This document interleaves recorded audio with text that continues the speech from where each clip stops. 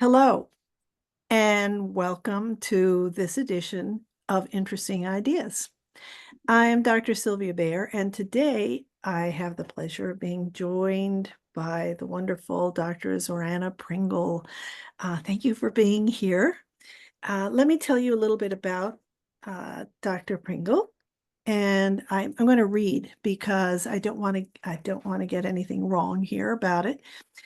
She's a senior research scientist at Yale University's Center for Emotional Intelligence, the regular contributor to Psychology Today and Creativity Post, co-editor of the Cambridge Handbook of Creativity and Emotions, and Crisis, Creativity, and Innovation.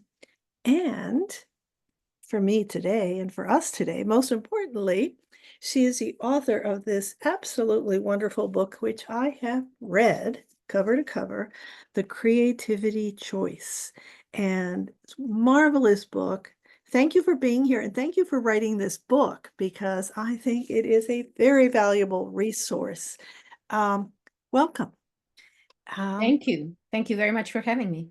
Uh, let me just jump in because we don't have enough time. I want to cover so many things, and I need to control myself, okay, and only ask just some questions that our audience is, I'm sure, going to be really interested in and interested in following up, because you have such wonderful ideas. We're going to focus on this particular book today, but I loved in your introduction when you talk about coming up with ideas is one thing, and there are a lot of resources for sort of how does one sort of find that.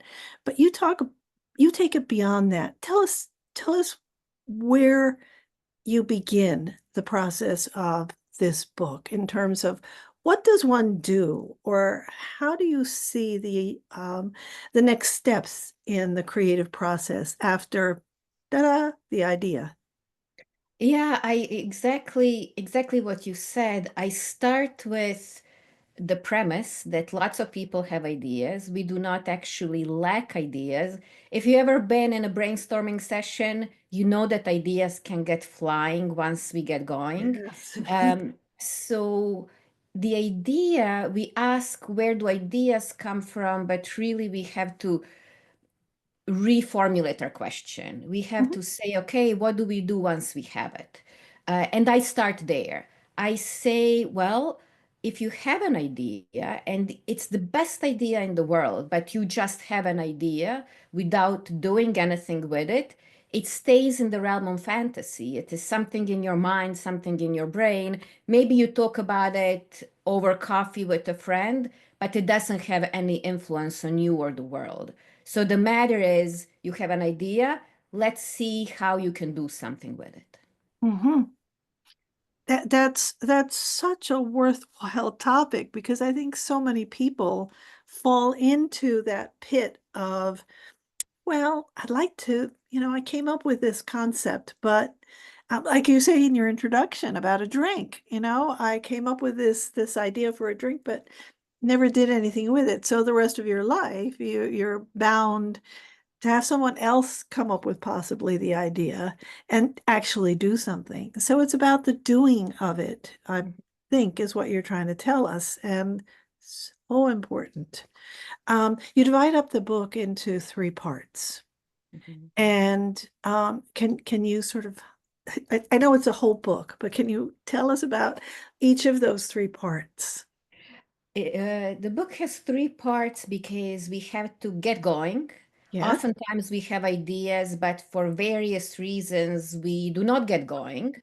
And I want to tell people this is not just say yes proposition. I'm not saying, okay, it is your fault that you are not doing with something with those ideas. Let's see what are the real reasons, and I talk about what those reasons are, so that once you know what they are, you can do something about them. And I say, well, okay, now you have made this choice. You are going to do something with ideas, but you also need the know-how. You Mhm. need to know how to survive that roller coaster of working on something that is difficult, original, and new in the long term. And that is the second part of the book, the know-how to persist through the process. And the final part of the book is saying creativity is social, even when it doesn't seem to be, Mhm. even when the act of creation is solitary. In important ways, creativity is social. And let's uncover those hidden ways so that you can use that power of the social network and the social world in order to support creativity.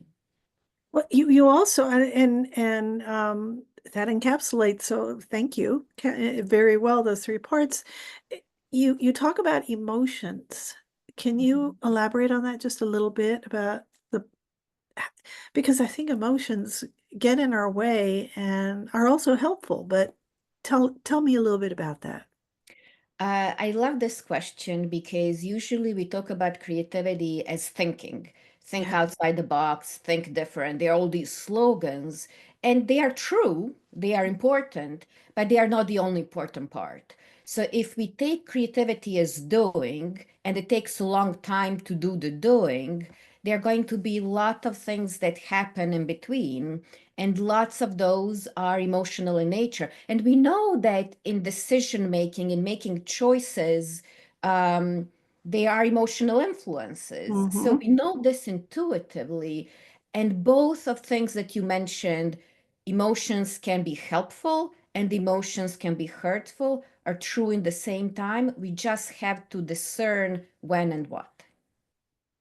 Yeah, that's that is a really important focus, isn't it? To be able to sort of come to grips with that, with how they are helping us, they being emotions, how emotions are enhancing our creative expression, however, Yeah. and So also how they're holding us back. Yeah, go oh ahead. yes, so it's people sometimes forget it's simple to for your mind to go to oh emotions hurt because we know that we can get overwhelmed or stressed or anxious. So Hmm. that part is pretty intuitive, but the part that doesn't seem to be so intuitive for people is how they can help. And Hmm. I oftentimes tell a story, personal story. There's all this advice about writing, get up at 5 in the morning and write when it's quiet. And if I try to do that, I would be incoherent. I do not reach consciousness. There is no way. Yeah. Um, so I know that in the morning I'm kind of grumpy and dark, but I know that that can be very powerful in the creative process, that in those times I can read what I have written before at my brighter times in the late afternoons and evenings. I can read it in the morning. I can dissect it. I can find anything that is wrong and make it better. And we need both. We need bright and we need dark for different tasks.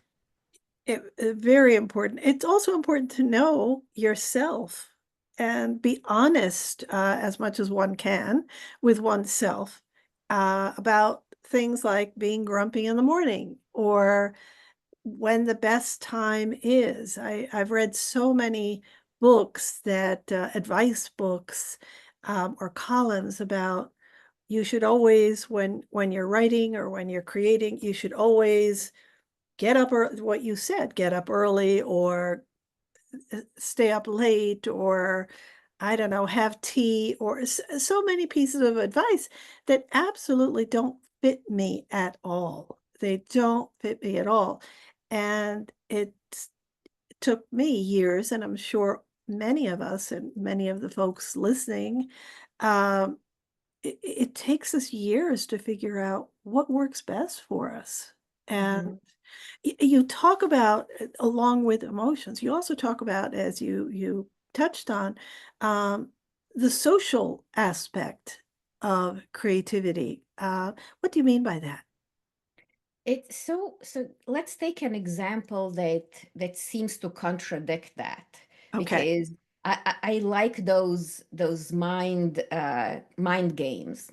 Uh-huh. So I just wrote a book, like you said, and book writing is solitary. I did not have help in writing the book. I did not have a ghostwriter. It was me writing it with my computer. So you think it is just me, it's a solitary activity, and because I'm not collaborating with somebody else. When we hear the word social, we just go to collaboration and teams. And that is true. Lots of creativity happens that way. But even when it's not like that, it's social in that implicit way of I have learned about creativity through 25 years of research and communication and work together with the community of creativity scholars who have influenced me in ways that I'm aware of and probably not aware of. And also, there is the Oscar speech. Oscar speeches are true in many ways, as much as we like to make fun of them. People support us. Yes. People support us, and without that support, we couldn't develop ideas in full to their full potential, and we also couldn't, in all likelihood, survive that long process that has its ups and downs. Absolutely. And that's people around us that you talk about, the world around us. It's the historical world that has led us to this point, right? That's also part of our social construct Mhm, around whatever creative event we are in the process of making. mhm. It's also immediate. It's people you live with. Perhaps it's family or roommates or partners that that enhance or sometimes detract from the creation of whatever it is that's going on. I know that you acknowledged your husband and your son, and I'm sure that they were they were part of the development of this book in Mhm. in so many different ways. You also, I read the dedication to your grandparents. Now, how did their lives um, impact perhaps the road that you're on? In more ways than can be enumerated. Yeah. My grandmother, my maternal grandmother, made me believe in myself even when I didn't, and in ways that were very powerful. And she also said, you just have to do it. You have to do things. She also had the thing saying, you are only young once and you have to do these things that right now might not seem that they matter or that there's something more important, but they are fun or they're momentous. You have to do it. You have to go to the Rolling Stones concert. Your grandmother told you that. Oh yes. That. The reason I went to see the Stones in 1999 was my grandmother said, you cannot go with the reasonable option in life. You have to go see them. And I very much remember you cannot just do the reasonable things. And the Yes. reasonable thing was to save the money for grad school applications. And she was, no, you have to go to this concert. And I did. Was it fun? Oh, yeah, it was Yeah. fun. It was so much fun. The doors open at noon for a concert starting at 8 p.m. And a friend of mine and I were there at noon and we were right there by the stage. Wow. Now see, that that is being open to experiences, which is one of the things you write about, right? About you have to be open to these experiences. Exactly. And when we have to be open to experiences and we have to be willing to hear people, that social aspect, when we wouldn't necessarily do something. And people oftentimes know things about us we are not aware of, and they will know what might be important when we are not willing to accept it or acknowledge it. Yeah, that's and that sometimes is hard for people, right? It And is. It's very to hard. to accept, to hear, to see. Um, I want to I don't want to forget to look at one one item about creativity that you mentioned right at the beginning and that flows through everything, and why this book I think is just so wonderful for a huge audience of people. Um, I think people have this notion that and say about themselves, "Oh, I'm not creative. I Mhm. don't paint," or "I don't write. I'm not creative like you." Well, no, you're not creative like me, perhaps, but you're creative like someone else. No, no, no, no. That they have the concept. Tell me a little bit about the when you talk about creativity, when one talks about it, what actually are we looking at in terms of the range? There's a huge range of creativity. Essentially, any kind of human endeavor has a potential for being creative. Creativity means very simply two things true in the same time. We are doing something that is original, but also effective in some way. So, just original, which is the first thing we think of, could also be bizarre. So, it's original and effective. It has a desired outcome in some way. And that can be all kinds of things. Sure. Sure, it can be painting. Sure, it can be music or writing or design, those things where the mind goes because of what the culture has told us. But it can be all kinds of things. I have witnessed a supervisor in a food services unit of a large teaching hospital who completely redesigned the workflow for his staff because he noticed that they were suffering in the old workflow in a very creative way. You would never think that creativity exists in this kind of role. Um, Creativity in science, creativity in of my friends, by the luck of the draw, lots of my friends are engineers. As a rule, they don't think of themselves as Yes. creative. They solve very complex problems. They make new things on a daily basis. Yes, you are doing something that is in some way original and has to be effective and work. So creativity really exists in every endeavor, in every human endeavor, and in our everyday interactions and our everyday relationships. Absolutely. I could not agree more. It's wonderfully encapsulated. Thank you. Is there something that, because this is such a short interview, and I wish we could just talk for hours, but we can't. So, is there something that I haven't talked about that perhaps you want to lay out for us about uh, your wonderful book? One thing that I want to tell people is you oftentimes think, well, I don't know, maybe I'm not creative. Maybe I didn't learn it at the time when I was supposed to learn it. Maybe I did not have the opportunities. It's late for me. I don't have the confidence. And I want to tell people you are not born with confidence. And confidence is not something that you either have or you don't have. You start with a doubt, and then you say, well, maybe, and then you try. And as you try, you start making progress as you learn new things. And as you make progress, you build confidence. You don't have to start with having confidence. You have to be willing to get going, and in the process, you will get it. That is an excellent ending. Thank you so much for being with us today. And also, again, thank you for putting this book, The Creativity Choice, you see it, out in the world because so many can benefit from it.